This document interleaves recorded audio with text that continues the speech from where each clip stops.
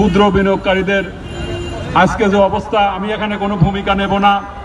আমিও আপনাদের মতো একজন ক্ষুদ্র বিনিয়োগকারী। আমি দেখতে পাচ্ছি আপনারা আমার সামনে যারা বসে আছেন এরা কেউ বিনিয়োগকারী না, এক একজন জিন্দা লাশ। প্রত্যেকটা মানুষকে শেষ করে দেওয়া হয়েছে। কিন্তু দুঃখজনক ঘটনা, কোন বড় রাজনৈতিক দলের নেতৃবৃন্দকে আমরা পাই নাই। মানুষ এইভাবে শেষ হয়ে গেছে, কোন বড় রাজনৈতিক দলের নেতাকে আমরা পাই নাই।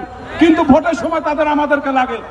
আমি শুধু একটা কথাই বলতে চাই, আমরা শুনতে পাচ্ছি জনাব মাকসুদ সাহেব উনি নাকি অর্থ উপদেষ্টা জামাতা। ভালো কথা, জামাই একজনের হতেই পারে। আপনি বড় বড় মুরগি কিনে জামাইকে বাসায় নিয়ে খাওয়ান, আপনার কোনো অধিকার নয় ৩৩ লক্ষ বিনিয়োগকারীকে ধ্বংস করে দেওয়ার।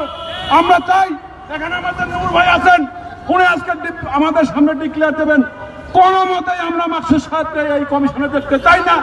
আর একজন আছেন জনাব আবু আহমেদ, গ্রেট এক্সপার মাল, এই ব্যাটারে এক পা কবরে চলে গেছে কিন্তু তার লোভ চাই নাই। উনি বলেছেন মার্কেট ভালো হলে নাকি উনার খুব রক্তক্ষরণ হয়।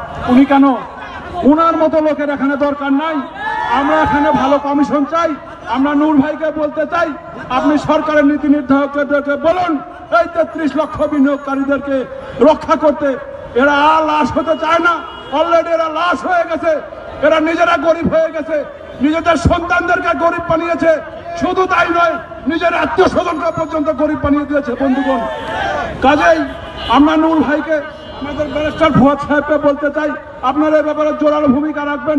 কথার কথা নয়, কাজের কাজ চাই। এটাই বলে আমি আমার বক্তব্য শেষ করছি। আসসালামু আলাইকুম।